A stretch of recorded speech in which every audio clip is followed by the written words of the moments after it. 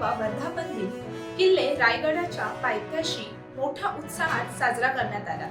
रोपवेद्वारे रायगडावर पोहोचून छत्रपती शिवाजी महाराजांच्या समाधीचे दर्शन घेतले आणि अभिवादन केले। यावेळी मनसेच्या प्राथमिक सदस्य नोंदणी अभियानाचा शुभारंभ करण्यात आला। हजारो लोकांना आपल्या पक्षाचे सदस्य व्हायचे आहे, त्यांना तुम्ही सदस्य करून घ्या, असे आवाहन यावेळेस राज ठाकरे यांनी मनसैनिकांना केले आहे।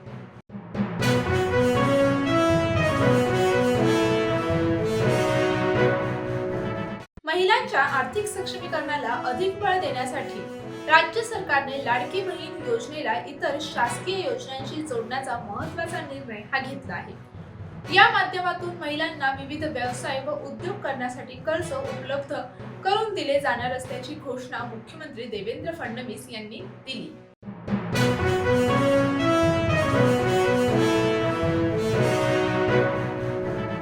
शिवसेना नेते उद्धव ठाकरे यांचा विधान परिषदेतील काळ 13 मे 2026 रोजी संपत असून संजय राऊत यांनी त्यांच्या उमेदवारीबाबत सूचक विधान केले आहे। उद्धव ठाकरेंनी विधान परिषदेत असणं हे एक चांगले संकेत असतील, त्यामुळे आमच्या आमदारांना एक बळ मिळेल, असे संजय राऊत म्हणाले आहेत।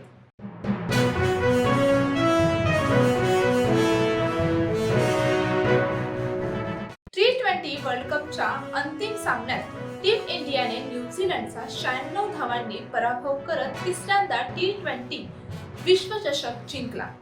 तसेच यावेळी चॅम्पियन्स ICC T20 विश्वचषक जिंकल्याबद्दल भारतीय संघाचे हार्दिक अभिनंदन, असे म्हणत भारताचे पंतप्रधान नरेंद्र मोदी यांनी देखील टीम इंडियाचे कौतुक करत एक्सच्या माध्यमातून एक पोस्ट केली आहे।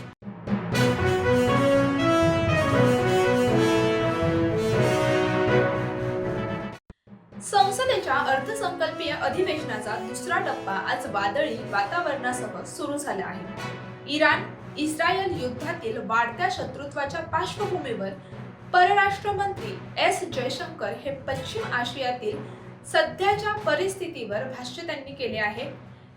परराष्ट्र मंत्री एस जयशंकर यांनी अमेरिका इस्रायलकडून इराणवर होत असलेल्या वाढत्या हल्ल्याबाबत राज्यसभेत माहिती दिली आणि सर्व बाजूंनी तणाव कमी करण्यासाठी संवाद आणि मुत्सद्देगिरी हाच मार्ग असल्याचे सरकारच्या भूमिकेचा पुनरुच्चार केला आहे।